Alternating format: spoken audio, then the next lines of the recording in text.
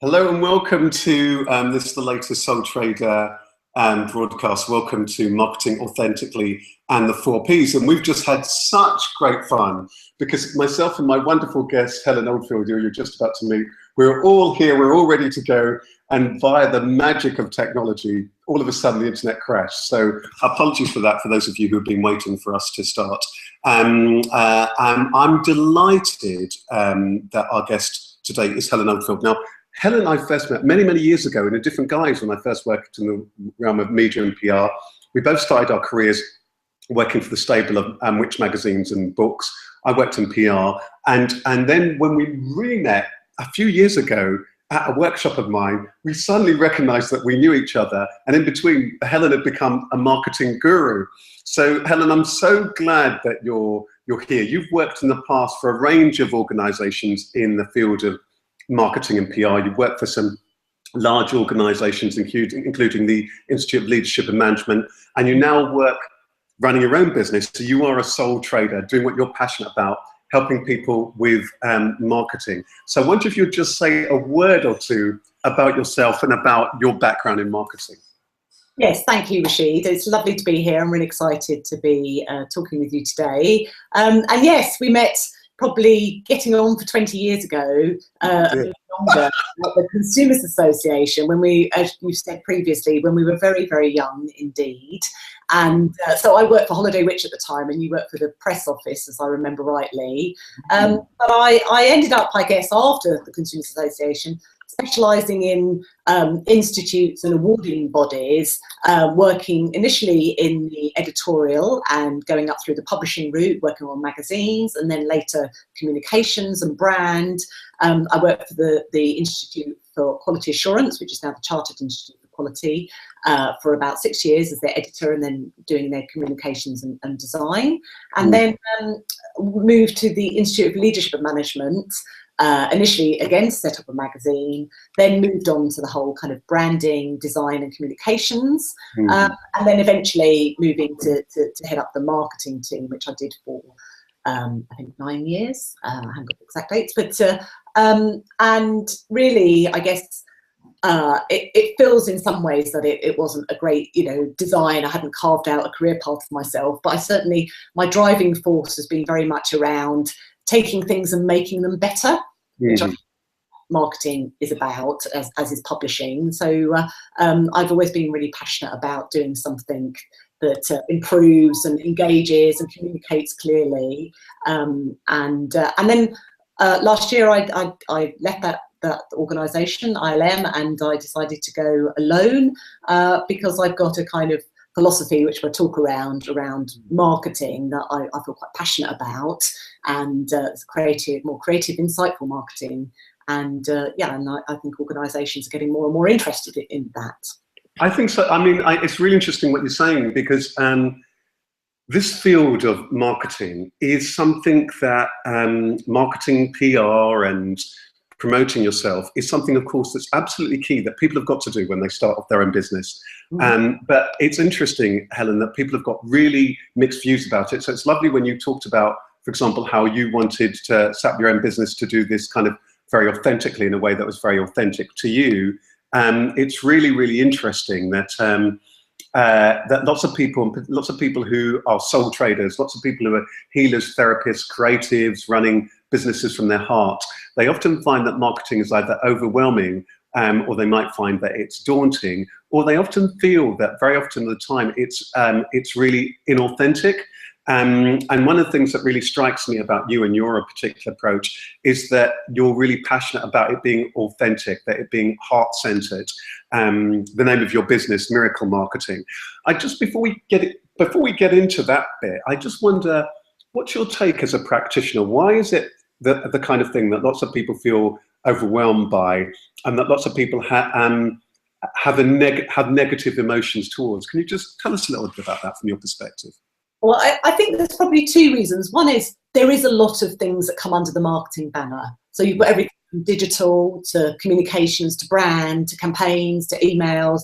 And I think if you're starting out, it's just a bit overwhelming. And if you've never done marketing before, you really, you really don't know where to start. And it also sounds, there's lots of marketing terms that make it sound like rocket science, but marketing isn't actually rocket science. It's a bit of a journey, and it's a bit of a try and see experimental journey. So I think there's a way to sort of debunk the myths and make marketing more accessible and user-friendly, especially for small organisations. You won't have a big budget, but you will have an opportunity to do your own marketing in a way that we'll describe later.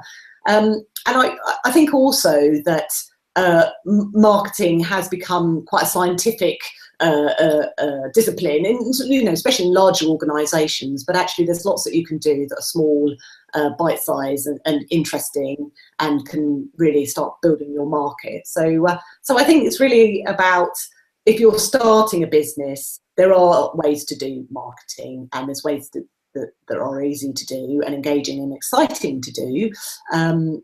But it is difficult to know where to start if you've never done it before. Absolutely. Yeah. So on that, I mean, what are we talking about when we say marketing?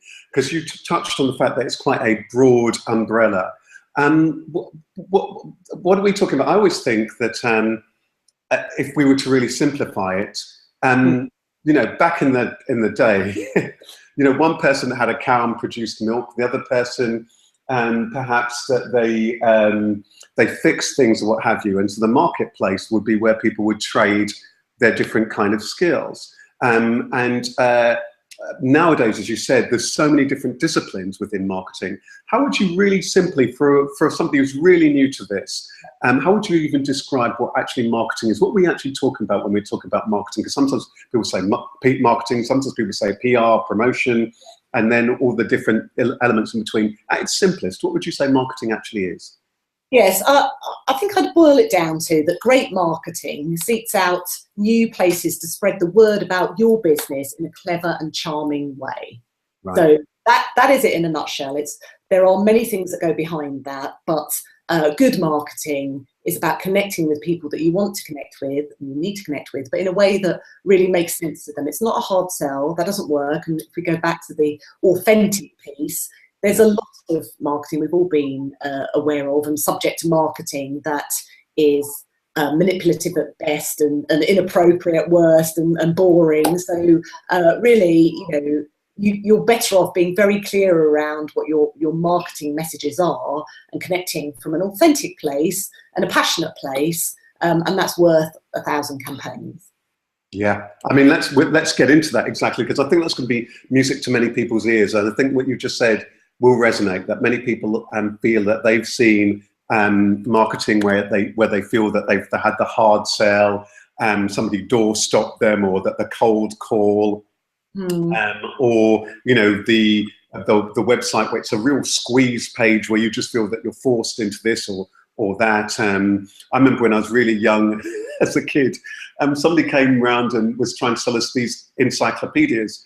And my mum spent a lot of money, and she's not the easy person to pull the wool over her eyes, on this big set of encyclopedias that I didn't want. And so that we've all had those experiences, isn't it? Or the salesperson when we're in the store where there seems to be the hard sell. And what I think is really interesting that you're talking about, Helen, and that we're going to explore is, so how do you market authentically in a way that is authentic to you, authentic in terms of what it is that you're wanting to do, and in terms of your audience? And of course, once people find themselves starting running their own business, there is that pressure, isn't there, that sometimes you feel, oh, maybe I should be doing this, that this company's doing, or that person is doing, and perhaps feeling a little bit uncomfortable, or feeling that they are doing things that doesn't feel natural to them. So we'll get into all of that. But we're talking about marketing, the 4 Ps, and you've added a wonderful 5th one. So will you just tell us the 4 Ps of marketing? Just tell us what those things are, and then we'll break them down. And then I know you've added a 5th one, so there's 4 Ps. So the 4 Ps are, and all the venerable marketing books start with these 4 Ps. They are product, so your product, the price, the pricing of your product, the place, so how you sell it, and the promotion of your products and services. So that's product, price, place, and promotion are the 4 Ps. They are very, very important. They are collectively known as the marketing mix. But I don't think they're everything. And I think there's another P that has been missed out, increasingly from the whole kind of marketing approach to running a business or you know, a large organisation. And that fifth P, can we get onto the fifth P? That's is either passion or purpose, and I think it's an interchangeable P in terms of the title, but certainly the purpose of your business and the purpose of what you're delivering, and then your own personal passion for that purpose. You know, how are you getting it into the world? And I think actually you start with the fifth P, and then you go through the lens of the other four Ps. Right, so that's really great. I mean, let's kick off, and throughout this we can really explore and give some tips to people who are watching this who perhaps are starting or they're new or they're growing a business. And I guess one of the things why these are the key fundamental principles in marketing is that whatever your business, whatever your stage or scale, these are the principles that you've got to adhere to, isn't it? The product, price, the place, and so on that you've been saying. So I like the fact that you added this fifth P in terms of purpose and starting off with the purpose and the passion, because presumably, unless you know who you are and why you're doing it, then you're not going to be very clear about your product, or it might be the wrong product and so on. So tell us a little bit about this, starting off with this fifth P around passion and purpose. Well, I think people, when they launch a business, they're obviously, they often go straight into operational mode. So get it out there, get the website up, you know, make sure that the customers know about it. But it pays dividends to take stock and to really spend a bit of time defining what you are delivering that is different. So I always advocate that before you step anywhere near a marketing plan, and I would absolutely say that, you know, you need a simple marketing plan. You sit down with yourself or colleagues if you're running a business, or even your customers, to tackle a number of questions. And my favourite ones are, what is the purpose of this business? What is the purpose? What are we delivering? And to define that as simply as possible. Mm-hmm. The second one was really, how is this going to make life better or more interesting for somebody out there? Mm-hmm. So how's it going to make it better and more interesting for somebody's life or a business's life out there? And then the next one is what the marketing terms called USP, or your unique selling proposition. But what's special about us? Why is my business special? Why is it different? What is it delivering that, you know, has got that je ne sais quoi factor? And I think, you know, that's absolutely important. And then last but not least, and this is really getting into being more emotional about marketing, but what do I love this business? Do I love this business? And does this love show? Now that sounds like quite a soft, you know, not very kind of technical marketing approach, but really there's something about the passion and the heart-led experience of delivering a business that you absolutely have to communicate to your customers if it's going to work. Well, I think that's really powerful that you said that, you know, because thinking about it, that's absolutely key, isn't it? You know, that, you know, just thinking about all of those themes that you talked about there, and then the USP, and then why are you doing this? I guess that thing about who you are and why you're doing it is absolutely key, because if you know why, then whatever it is you're selling cakes, you're selling therapy, you're selling this new innovative app, that's absolutely going to show, because you're going to be passionate about it, you're going to be engaged about it, you're really going to be able to talk enthusiastically about it. And if that's not there, then when people meet you or they experience your product, or, you know, especially when you are the one person in your business, they're going to meet you at some point. And if you are clear about that, it's absolutely going to just show in everything that you do, in how you show up, how you write about it, whether in your brochures, on your online media, in your tweeting, or whatever it is that you will come onto that you might use. It's absolutely going to emerge, and it brings it to life, doesn't it? And it makes that connection between you and your product. Is that why you really emphasize where this is absolutely key? Yes. And for me, you know, my belief is that, you know, no marketing works without passion. No marketing, it might get a few bites, but it won't ever change. It's never changed the world, it never changed anybody or anything, and you know, or even persuaded new customers to sign up. So I really think there is a power, and I've seen it, you know, in my career, but there's a power about harnessing your feelings for your business in a clever and charming way, and then you can start to really make a change and attract people to you, the right people to you. But it feels potentially self-indulgent to sit and take time to answer questions that feel quite emotionally based, but it's absolutely a key step. Yeah, well, and I think it will really resonate with many of the people who are watching this, because they're doing it because they are passionate about it. And I guess, and of course, when I'm working with people, these are the kind of questions that I ask people to find out who they are, why they're doing it, what they want from it, because then that's going to help them to, again, make sure they're connected to it. Because I guess, Helen, that you're going to be, the journey of starting or growing your business and then deciding what marketing tools you need can seem overwhelming. So if you're connecting to your passion, you're going to be enthused about it, and the people who you call in to help you and who you're dealing with and your customers are going to be enthused about it. But also it's going to make it less daunting to go about those things, because you are doing it from a position of absolute passion. I was just struck by one thing that I want to touch on very briefly before we get into, again, the rest of these P's, and then we'll move on to giving a few tips for people whether they're starting or they're growing. You talked about the fact that when you worked in marketing and for big companies and so on, even in big companies where there's not spend, that where the passion was there, things worked, and when there wasn't, they didn't work. Will you tell us a little bit about that? And can you give us some examples and remind people, for people who don't know, the kind of places that you work? Because people might find it surprising that, that you might have all of the tools and technology and budget, but actually if the passion wasn't there, it didn't work. So can you give us an example? Yes, although we never felt we had enough budget, of course, but certainly we did. And I think, to be honest, it took about 10 years for me to work it out, but I noticed by trial and error the kind of should do, ought to, we should do that campaign, we ought to do that product promotion, that kind of marketing that had a heavy heart to it never really worked. Whereas marketing that we got really excited about, maybe sometimes intuitively felt, oh, well, that seems like a good idea. We're not quite sure, we haven't done it before, but certainly when the team were on board and we were really excited, it always worked, and it always brought in more or something different than we were expecting. So we might run a campaign with some research, and we were hoping for a certain level of, say, 50 mentions in the media, and suddenly we get 100, and it's it goes completely mad. It's all over the BBC. So often that came from a hunch, and it often didn't come from the very meticulous marketing we would do in terms of establishing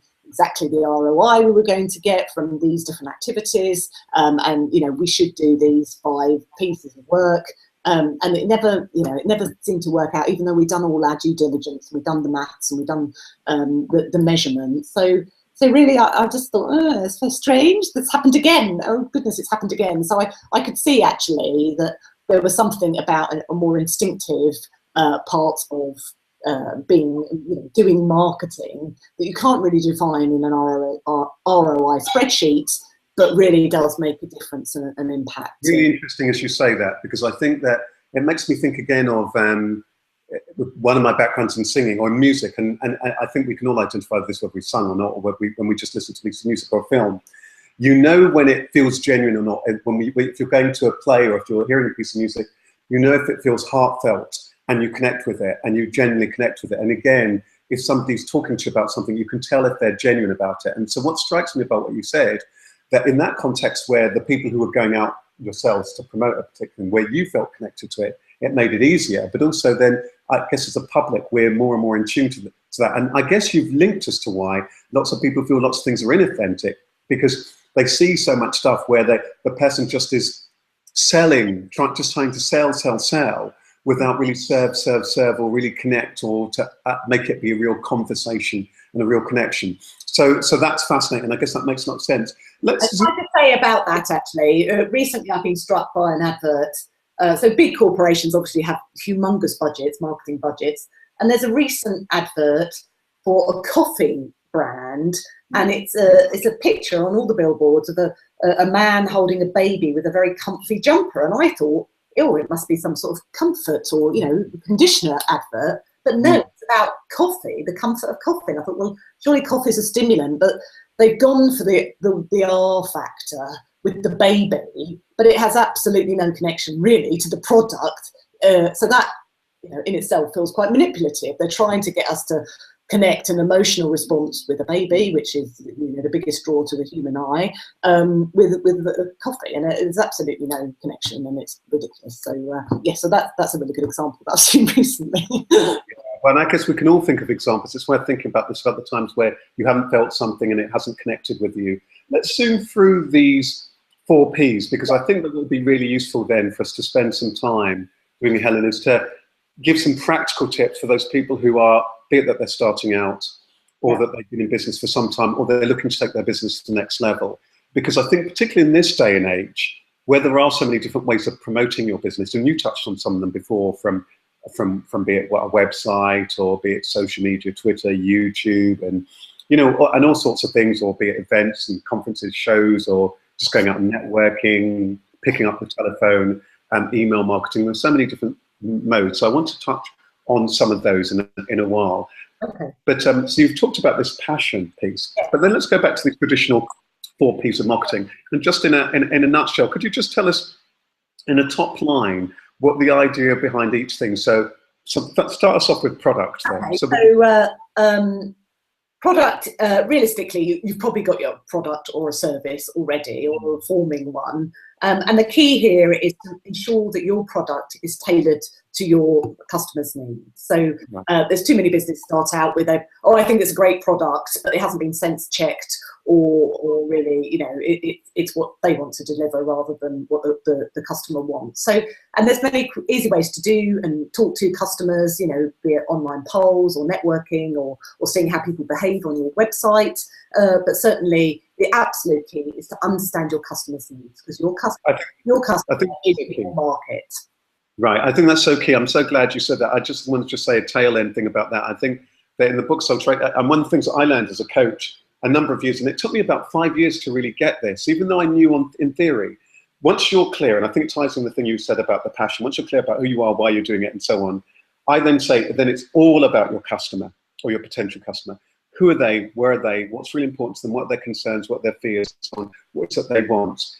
Because only when you understand that, and then your product is built around it, are you going to have a business. So this is key. And I like the bit that you said, going out and finding out for people. And I think the blend between the qualitative stuff, asking people, and don't be afraid to ask people, and then the quantitative stuff, your kind of surveys and all that kind of stuff, or what data is out there, is really important, because then you can make sure that the product is actually in line. So that principle is actually, is your product actually fit for purpose? Is there actually need? Is there actual demand for that actual product? And I think that you're right. And I call this the blindness of the visionary. Sometimes we're so caught up that we know that something's important, but we haven't actually thought about it. And even if we're right, unless you have the right dialogue with somebody, it might be in the wrong color, right time, the wrong shape, or the wrong salesperson, and you only know if you go along that journey. So I'm so glad you highlight that about number one being that product. Good. So what's the next P? So yes, and then next is price. There is people say there's a sweet spot for price, but that's actually a bit of a sweet curve. So obviously you've got your premium price at the most that the market will bear, and then, you know, but you don't want to price yourself too high because you'll never get any sales, or too cheaply because you'll be working till you're 90. Now the key thing you shouldn't do really is price your product with a sort of 20% margin. So this is my cost, and this is what I want to deliver. Really, price is really about part of your strategy, actually, and it helps define who you are and where you are in your marketplace. So it's a combination of what your competitors are doing, what you're doing that's different, and can you articulate your story? So you might be delivering, say, really high quality training or really high quality massage therapy, so you can get away with a higher price, but you need to be able to articulate that. So it needs a little bit of legwork, but certainly it's pricing is part of your strategy.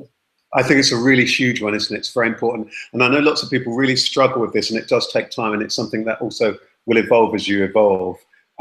This thing about getting that price right. And as you say, you don't want to start off too cheaply or too expensive unless you already know you've got that track record and you're the top of the tree and so on. So does your experience, and if you're an individual, let's say, providing a service, does your experience bear that out? And are you telling a compelling enough kind of story? It's interesting. I was with a client of mine earlier on today, and she's quite experienced in what she does. Her website is very out of date, and so she's not really articulating what her expertise is and that niche thing. once she gets that right, then she can perhaps reprice. So it's interesting. It's all tapped in with your strategy, and it's interesting, isn't it? Lots of big companies are breaks. I mean, one of the things I find that's interesting, that if you take, for example, supermarkets, not only do you get a broad range between, let's say, some of your top supermarkets like Waitrose that seem to be nearer the top, through to your Aldi's and so on at the bottom. But one of the things that I find interesting, and your Tesco's and so on in the middle, but one of the things that's interesting is that often within their own service, that they will often range of goods and services, they'll have some basic, medium price, and then premium prices, so that they're very aware about this whole thing about price. So I guess, as you say there, Helen, there's a lot to consider about price, but being aware of price, and it's a key part of your strategy, is what's key here, isn't it? So you can begin to be clear about yourself and your value and your worth and your positioning of your product. And I think, pricing is an art, not a science. So there is something around feeling your way a little bit, and also looking at more sort of hard-nosed things around, if I sell one up front, will I give a second half price, so you can bundle sell or cross-sell and upsell. So look at the strategy part of it and actually the maths, but also, there's a sense of you might need to flex your pricing as you go along and become, as you say, become more experienced. So. Really good advice there. And I like that thing you mentioned there, that sometimes people will have this kind of, even, you see it a lot of time, the bronze, gold and, plat version of the products that they themselves have. But I think you're so right that you need to kind of test things out, feel your way through. And also that's the thing where it's good getting advice from other people, see what other people are doing and so on, and checking with people like and trust about your value. Because, I mean, I think that one of the things that's very interesting, particularly about people who provide businesses, many SOL traders will do, because they really care. Very often they may well underprice themselves, so be watchful about that to make sure you value, but make sure also if you are pricing it, that you're delivering quality. I guess that's the key thing, isn't it? It's delivering quality. Yes, absolutely, absolutely. Take us to the next P then. Yes, so I take you to place. Place is an interesting one because that has changed seismically in the last 10 years. So place used to be the physical place that you went and got your product or your service. But of course, in the internet and credit card and smartphones era, actually many of us are buying our products online. So I think key here is really in an age where we've become extremely sophisticated buyers, that place needs to be a very easy place to do business in. So if it's online, it's quick, it's easy, it feels secure. You don't feel that you're in some dodgy site. And if you're offering online and physical goods, that both the experiences feel on a brand level very similar. So it's around that digital delivery and making it slick and pleasant. I think that's a really good point, and I like the fact that you've drawn our attention to how interestingly, how quickly things can completely change, and how it has completely changed. I remember, funny enough, I think I worked for Which at the time when the internet, around the time when the internet really sprang up and it grew. And I remember there was this sense, okay, there was a new marketplace, a new way that people were engaging. Not lots of people didn't necessarily know how it was going to unfold, but this happens constantly, isn't it? Marketplaces change. And I remember very, very well that it's really important to be mindful that things do change, and even big businesses often get caught out. The old industry that I used to be involved in, the music industry, was really slow to respond to changes online and so on, and they really struggled ever to catch up on that. So I think that thing about place is really important, because sometimes it will shift. And again, it links nicely to that kind of thing about what we were talking about before. If you understand your customers, how do they want particular stuff? So again, clever companies are very aware, and I guess that's then led us more into the whole realm about social media. Even a few years ago, lots of companies were thinking, oh, why am I on social media? Now they realize that the way in which people need to engage with people has completely changed. So hopefully we'll take a little bit of time to touch on a few of these marketing methods to give people a places, for small companies, it can often be an easier place to start. Actually, ironically, large organizations struggle because, as you said, they can't make the changes so quickly. But with the internet, things change really rapidly. And I think small businesses and sole traders have a brilliant opportunity to really harness some of the clever and very reasonable technology to place their products. So. Great, we'll come back to that. So tell us, Helen, the next P. What's the next P you want to draw our attention to? So promotion is the next. So promotion's the final P of the 4, but it's really, I guess it's what most people consider to be the real marketing. So promotion covers that whole kind of gamut of the marketing mix, from advertising, PR, brand, social media, internet, campaigning, maybe research, all that good stuff. So really the doing, I guess. So you've done all the other bits, you've got them in place, you feel good. So where are you going to start? And I think most people actually who are starting a business often default straight to promotion, but it's absolutely key to do your passion, your price, product and place first. So, and I think this is really where we can see that traditional marketing has changed. We've all become much more sophisticated. We're all digitally savvy. I think we're much more emotionally sophisticated as buyers. As you said, we don't like the manipulative sell. And certainly, there's some stats around, the traditional marketing is not working because there's like 200 million consumers across the world who don't want to be contacted for unsolicited mail. So that's a massive amount. Only 14% of people apparently watch TV ads without flicking across channels, which I thought, that's something that I do. I just can't be bothered to look at TV adverts anymore. So I think really that traditional marketing, sort of the advertising world, the sponsorship world, much of that has fallen away or certainly become more challenging, as any sort of ad salesperson would tell you. And I think that's because we have rating systems, so we have rating websites, and we rely on people to make recommendations for us. So the new marketing is really around much more sophisticated communications-based marketing, away from that traditional here it is, buy it, just push out that message, to an interactive, content-led, interactive communications-based marketing. Right. And that's what makes a difference now, and you can see that change over the last 10 years, and it absolutely is of the moment now. Yeah, let's pick up on that then. So many people who've been listening to this, watching this, will think, okay, I've got my head around marketing. It's doing something kind of an effective and a crisp kind of a way, getting the message out there. It might be a blend of different ways in which I need to do that. The marketing landscape has really, really changed. And this thing about really needing to start off with your passion, your purpose, and what it is that you're about. And then you've talked us through the other P's there, and being clear about what your product is, who your product is actually for, and thinking about the pricing, where you fit in the market, the place. And you talked about how that place has changed a lot and how the internet particularly has changed that. And then again, how it is that you're going to promote your product.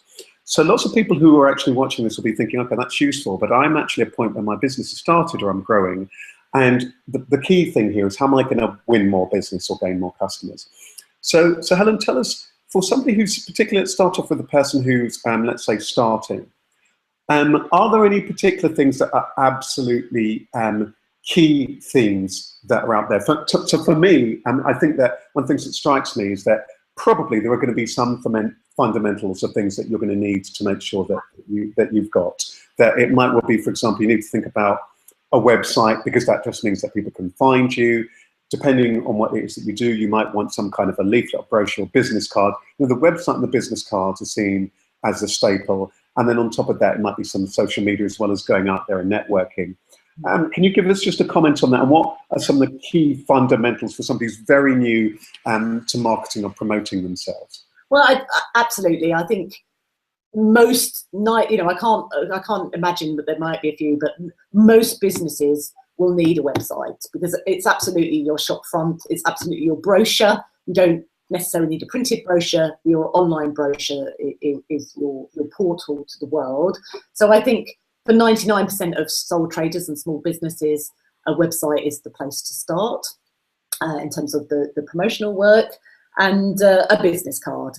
But I think the key is really bringing forward your messages and your passion through that website. And the new king of marketing is actually content. and more sophisticated content as well, not the salesy, blurby, buy this now type of content, but the engaging, informative, talking around your product, and giving sort of hints, tips, advice, free downloads, free podcasts. And I think, you know, nobody starting out has a budget for marketing. They need a budget, and not necessarily a massive one, to start a website, but you do probably need to invest between 5 and 10% of your time on your marketing in the early days. I like what you're saying there. I like what you're saying there. It's really important. A number of things there. So you're saying, yes, absolutely. There may well be those fundamental things like your website and your business cards. Unless you're very lucky, you're running a particular service, you've got access to all the people you need already. But in most cases, you're going to need those things. They're your shop front. And it's fascinating what you were adding to that, you know, how it's now about the content and it's about the conversations. And that's how marketing's changed. Hence, the social media set might well be about the blog, or you talked about it might be downloads and so on. Take a website like this, YouTube, or, you know, hints and tips and so on. And I guess what's great about that from a marketing point of view, people get to know you and your product. Do you know what you're talking about? Are you giving advice and so on? Are these the kind of a product that I want to engage with and so on? So, and as you say, it's not sell. It's engaging, it's informing people, it's giving them insight. And I guess the beautiful thing about this, Helen, and I guess where the game's changed, and particularly for small businesses, there's lots of this stuff. Okay, your website's going to cost you, but actually lots of the social media may not cost you anything.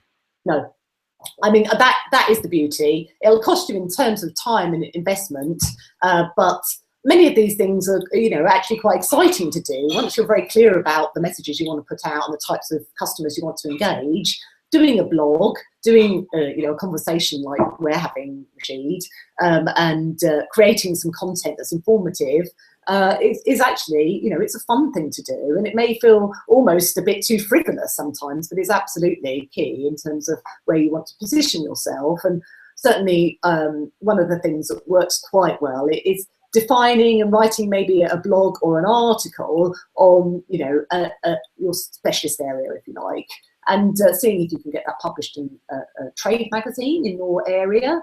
And then from that, you can really start building a story. So it's worth speaking to actually a couple of editors who work in your field, and, you know, presenting them with something that really, you know, makes a difference and they can be interested in publish. And then from there, you can really start building a story through social media. Twitter's fantastic. LinkedIn groups that are specialist in your area, you can start conversations. And once you've got that interesting content, you're not selling, you're starting a grown-up adult conversation with people that are genuinely interested in your business. I like that. And I liked what you were saying before about when you, and I want to highlight it because I think it's so important, the point that you said about, you know, it's so very, but then having these things, but making sure that you're telling a compelling story. Because I see so many people of businesses of all stages, new or very established. I go to their website and I look up their website, and the first place I always go to is the About Now page, about us, I beg your pardon, page. And I often see that they're just not telling an effective, a clear, crisp story. So very often you might have spent even lots of money on these things, but unless the story, unless the passion, the connectivity is there, how are you going to stand out? So I think you're so right to touch on this thing about that. It's what you say, you know, it's getting that right. And I just want to ask something about this, you know, Helen, whether it is somebody is just, let's say, whether somebody's got the website, or whether they're then bringing in things like using blogs or social media or other tools like LinkedIn or what have you. If somebody, when should somebody call in a professional? For example, when I started in this, in business, I knew nothing, and I say it publicly, I knew nothing about business, but fortunately I knew a great deal about PR. That's all I knew. I knew about PR and people connecting people. And fortunately, the way that the world changed, it played in my favor with things like social media and so on. But many people aren't. So Helen, I just want to ask you, because you've seen this day in and day out, and in your career in the past, when should somebody really call in an expert to help them? Because you can do more harm than good if you haven't got those messages right, if your leaflets or your brochures or your social media stuff is off point, or you're saying things that might upset people, or you're not able to get the conversations right. You could do more harm than good. Can you just give us a few pointers there? Well, I think marketing is a bit of a journey for different types of organisations, and certainly, as I said, when you're starting out, you don't have a massive budget. So I think your starting point is really to look at some of the excellent resources that are on the website, on the internet, sorry, and really start to glean, you know, the lessons around that.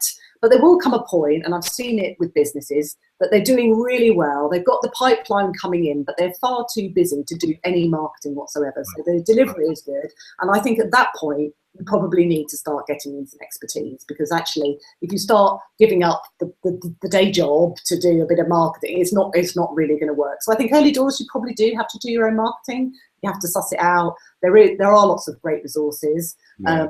But it's your website, it's being clear about what your customers want and connecting with them through great content and social media. But as you get bigger, you will need to get in some. Really good advice, Helen. And for people who are joining us here a little bit later, we started a little bit later, so we're probably going to by about 10 minutes more. But you said something that what you were saying there was so powerful, isn't it? That very often you may not have the budget, you start up and you go out there. And when you were saying that, it's one of the things that struck me. I thought, well, actually, what can be really good and very powerful is, don't forget the one-to-one side of the marketing. Going out there, networking, talking to people, go to events, go to shows. You know, dip your toe in the things like these things that we mentioned. Or if you know somebody who's really savvy with Facebook, Twitter, and all these different things. I've had different contacts who have been good at them, and you trial and error, and you begin to find your voice and your own style. And then I thought what you said then was very powerful. But once you get to a certain point when things are happening or if things are taking off, and if you're not good at it, if you don't, or it eats up too much time, then get some expertise in to kind of help you, because then that can really help you to grow. Helen, I just want to ask a little bit about this marketing authentically bit of it, because I think this is key. So I think that if someone's listening to this, I thought, okay, I get the 4 Ps that you've been talking about, and I need to make sure nowadays I need to be offering good content, and it's far more around a conversation, and that's where things like social media and so on comes in. But let's talk a little bit about the authentic bit about this again. I see so many people struggle with this authentic bit. You set up your business, you called it Miracle Marketing for a reason. Why did you do that, and why are you personally passionate about this authentic piece? Why are you personally interested in it, and why, as a professional, are you so passionate about it? Because I think this is going to get us to the nub of all the things that we've talked about. Yes, well, I think authentic, the challenge with all this in the middle of marketing is that you absolutely want your passion and your purpose, but there's a sweet spot between your giving to the world, your products, and you want the purchases to happen, and what the customer wants. So there is that sweet spot in the middle, because you absolutely have to deliver what a customer wants, because as we said, you might have a bright idea and think it's absolutely fantastic, but if no one's going to buy it, it's just a great idea. So there is that kind of alchemy that happens between you and your marketplace. And I think when you get it right, that's when the miracle happened, which is why I called it Miracle Marketing. And I know that when we really saw success and see success in the marketing, it's because it's hit the sweet spot between your own belief and passion and purpose within the business, and what the customer really engages and wants to buy and feels good about. So it's not completely definable in terms of a perfect place, but there is some work to do, and the 4 Ps and then the 5th help give a little bit of a roadmap to that place. And then when you hit it, you will find that the work starts coming in. Yeah, I really like what you're saying. That made me think of that. I think once you're aware of these 4 Ps, and I think and the 5th P around purpose and passion, you go out there and you engage with people. I think that for me, something really interesting happens, which is that you're aware of them, but you kind of throw all of you're aware that you're providing a product or a service and that you're wanting people to buy into it. But you throw all of these things kind of out or to one side. And what you do is you actually genuinely go out and you connect with people and you have conversations with people. And I think this is probably the invitation of social media and so on. I think that often a lot of the noise around marketing makes us feel as though, because we know we need to sell, that makes people, all of a sudden people find, I think what happens a lot of the time, Helen, isn't it, is that in people knowing that they do need to market, either they feel, okay, that's not me, or people really want to beat a drum. And therefore in that, the voice is either too soft or too hard, and the authenticness of just being yourself, connecting with people, is actually lost. And I think one of the things that I find is that, I think particularly for a small business, I'm a big fan of just going out there and connecting with people and just talking to them and taking interest in who they are and what they do really works. So I want to ask, again, before we close, what in your experience for a small business, and since you've been in business, what is it that you found personally? Because you're a sole trader yourself, you know, you run a small business and you work with businesses, you know, some individuals, but mainly those businesses who now are needing to do that marketing. What's it that you've actually found works for them? What is it that actually is that miracle bit where stuff, what's made stuff actually happen? Yeah, in many ways, the miracle is defining what their business is. And I think that's, you know, we go back to the sort of purpose and passion. Once you've answered those 4 or 5 questions that we talked about earlier, the most important thing about the answers is that they have to feel right to you, that they absolutely feel these are the right answers. So once you've got that emotional piece in place, then you can sense check that with the reality of the 4 Ps, so the discipline. So you take the emotional insight and the creativity, and you put it through the lens and the intellectual rigor of the 4 Ps. Then you've got a fit for market product. And if I think about what's happened with you know, some of the organisations I've been working with, they're already delivering fantastic work and really, you know, high quality. But it was very much around articulating what that was. And it is a bit of a process, and it really feels difficult sometimes that you get there.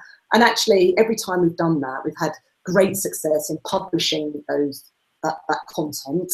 And then that content suddenly becomes very rich and buzzy because you've got it advertised and out there, and you can start pushing it out through LinkedIn groups, you can start tweeting about it, you can put it on your website, and suddenly you've got a whole level of credibility, interest, and you know, in many ways thought leadership around who you are and what you're delivering. So so somehow that consolidates it and makes it work in a miraculous way, in fact. I think it's really powerful because it makes me think about the thing that I remember when I was writing the Soul Trader book. For me, I think particularly for very small businesses, every customer conversion, as I put it, is dependent on the right customer conversation. That's what we're talking about. You know, and that thing that you talked about, being clear and asking yourself those questions about who you are, why you're doing what you're doing, is really important. Because then it's just about the magic of this conversation. And I think it's really interesting. As you were speaking, I almost felt as though when you are really, really clear about who you are and why you're doing it, something really interesting happens whereby a lot of the fear or being overwhelmed by, is it going to be Twitter, is it going to be, you know, because usually it's a mix, is it going to be this, is it going to be that, or what am I going to say, it's going to be this show, is it going to be that show, a lot of that just falls away, and you just find yourself naturally doing whatever feels right. I mean, this is Rasheed Ogunlaru's view, and I welcome your view and your take on it. My own personal experience of it, and I really do resonate with you, that the miracle bit and marketing. My own personal feeling about it is that I think you've got to be absolutely clear who you are and why you're doing what you're doing, and really and trust that implicitly, and always be authentic to it. Always be, no matter what. And there could be times where you're going to think, why on earth am I doing this? There's only one person listening to this podcast or whatever. It doesn't matter. It's completely immaterial. But if you are authentic to that, you then will become authentic about why you're doing what you're doing, and you'll be then authentic in everybody you engage with. And then you've no idea. I think one of the things that's fascinating, I mean, we've only touched on, and I'm sure we'll maybe talk another time about some social media and so on. One of the things I find fascinating about the new way in which we market is you just do not know who's watching. And one of the things I found interesting, Helen, is that, because, you know, like many people, I thought, well, first of all, why am I blogging, or why am I doing that? And it's about, I think, finding which of these formats resonate with you. One of the things I found interesting, for example, about YouTube, which is one of the video means, is that I find that, interestingly, then sometimes I'm giving a talk, I'm doing this and that or that, and somebody will just say, well, I happened to watch this, and that really resonated with me. And I think that only happens if you're really authentic to what you do. And then all of a sudden, things just happen. So again, I just wonder, again, is that something that as a professional you see and you recognize? So again, going back to the time when you worked for some of these larger organizations and with particular campaigns, and where some things would seem to catch life and sometimes other? Is it just this thing that you can't quite put your finger on, but you're authentic and you connect with people, and people then just are interested in it? They genuinely are interested in it because they can tell the authenticity in it. Well, I think you've hit the nail on the head about the clarity, and that really, you know, the rest kind of falling away once you're really clear about your purpose. But for me, it just always felt, and increasingly so as time has gone on, that there's a real intelligence in your emotions and your sense of your business, so your feelings around your business. And I think us in the West, we don't feel terribly comfortable about that, because we want to get down to the discipline and what's going to happen when. Is it next Wednesday that we're sending out the e-bulletin? And actually, there is something quite magical around being able to take both sides. So, you know, what's your emotional intelligence around your business combined with the discipline of marketing, and a bit of schedule and a plan, which are all important. Put those together, and I think, you know, that's a really interesting point as we begin to wrap up, because one of the things that you said, that what struck me about that is that, of course, the plan and all the things that we've talked about and we touched on there are really important, and, you know, measuring that thing against those 4 Ps. But if you don't trust the intellect, the emotional intelligence, the heart sense, sometimes you'll just have this hunch that, let me just call this person, let me just drop a line here, that otherwise you'd miss because it doesn't quite fit into the schedule, or it doesn't quite fit into what that person at that course told you, or it doesn't quite fit into the thing that you've written down that you're going to do on that particular day. And you'll miss something where just automatically, I say this all the time, for example, in my workshops, people come along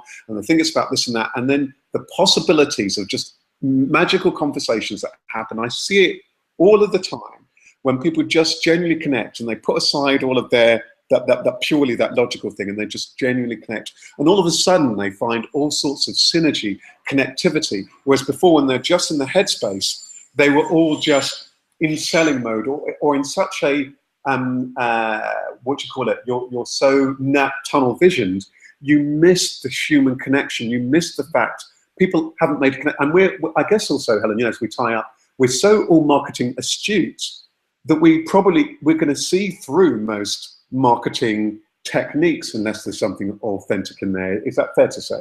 Yes, I think that's absolutely correct. We're all more sophisticated. We're all marketeers now. We can all post videos on YouTube. So you really have to be clear and you know, passionate about what you do, and that's absolutely fine. And you know, that's the thing that makes a difference and makes you authentic. And if you can authentically market, you're going to authentically connect with people that are going to be your customers for a longer term relationship. I like that. So I'm just going to get you to give us a couple of quick tips before you go. So for those people who are starting out, Helen, just you know, and they're perhaps in the early stage, maybe that they're just thinking about, or dip their toe in it, or they're just getting going. Just a couple of just very quick pointers of things that they could do or check in with themselves based on the things that you've said today, or things for them to think about that might help them as they start up. Maybe they're a bit nervous about it, and then maybe a bit nervous about marketing. What would you say if you were sat down with them having a coffee? Yes, well, I'd say there are practical things to do, and I think some good handy pointers are a little guide around your area, sort of 10 points in your area of expertise, and make sure that that's on the website, so you've got a little bit of a you know, a ready reckoner for people that are interested in your work. Very clear about what you're delivering. So you go onto the homepage, it's really easy for people to see who you are, what you do, and where to go in the next level down. So many websites are utterly complicated, and you know, you don't want to delve around in them. And I think, as you said earlier, it's a really good idea to get out and meet people, actually, because you learn a lot, and you often connect with people in a very different way. So I think there's something around the whole social media and content piece that absolutely is essential for small business and starting business. But there's also going to the exhibits or exhibitions and events such as yours, Rasheed, and really, you know, getting some extra insight. Okay, and for those people who then, so I like that, and then so people are going out, meeting people, and dip your toe in the social media, and then for those people who are also they're at that point where they're growing, maybe they're getting some business in, they're doing okay. Maybe it's either them one, or they've got a few people that they're working with, or associates, or what have you, or some staff, and maybe they're struggling a bit, or they're thinking what next. Any general pointers? I know it will vary from business to business, but any things that you would say for them to think about. Yeah, I mean, I think as you start building your understanding of your market, you'll have more to say. So I think you should be doing regular blogs. You probably should have a monthly little newsletter that goes out to your customers, because you'll be growing a list of contacts. Absolutely key to have a really good little database, and that you can easily access and market to as you go along. And just to keep engaging in that conversation with your prospects and your customers. But I think once you get to that stage, you also want to start pushing out content and trying to engage the media and trying to get a bit of a foothold in your market around you as the expert. Brilliant. I just want to add in another thing linked to that, which I think is really inspired by what you said. I think when you are getting to that point where things are growing, and throughout, check in with those things. You know, who do you want to be working with? What bits do you really enjoy? Because it might well be that you can hone and fine tune the kind of customers that are really apt for you. It happened for a client of mine earlier on today, and they realized, you know what, some pieces of work didn't really resonate with them. And again, it boiled back to everything else you said about her then articulating her story afresh to really attract the customers that her expertise had built up. So I guess the thing about this marketing thing is it's an ongoing fine-tuning, developing, blossoming that you should enjoy. So would you say that it's actually something that to enjoy rather than fear? I mean, yes, I mean, I love marketing, and I think you can do miraculous things with it. But I think marketing isn't just a kind of discipline that's over there. It is your business. It's how you relate to your customer and your market and how you present yourself. So it covers so many disciplines that I think not to be daunted by it. There's lots of scary marketing sounding words. Forget them. They don't mean anything. Really, it's around 4 Ps, but first and foremost, your passion and being clear on that. Well, thank you so much, Helen. I want to thank you so much. Just before you go, I just want to thank everybody who's tuned in today. Apologies if you tuned in or you tuned in originally and you couldn't get it. There were some internet problems, which is all part of it. That's all part of the marketing and the promotional fun and games of life. Thanks for everyone who's tuned in, or those of you who are checking this out. Helen, before you go, very importantly, if people are trying to track you down, should they just, what's the best thing for them to type your name into a well-known search engine? Yes, at the moment people can find on Twitter, Helen Oldfield, and my website is coming in the next couple of weeks, so look out for that, miraclemarketing.org.uk. And you're kindly putting together a couple of pointers, a blog, a special guest blog. So we'll put that on the site along with this video. And I just want to thank you so much for the work that you're doing. Oh, and I also just want to say before you do go, you've kindly done some marketing work for me and with my business, which has been fantastic. So I just want to thank you very much for the brilliant work that you've done on the speaking side, promoting me and the work that we do here. So I'm very, very grateful for that. So it definitely works. And also people might find you also, if you're on Soul Trader, I know that people can also find find Helen within the Soul Trader membership, free membership area as well. So thank you so much. Have a lovely, lovely evening and take care. Thanks, Rasheed. Bye-bye. Cheers. Very marketing. Take care. Bye. Bye. Now I've just pressed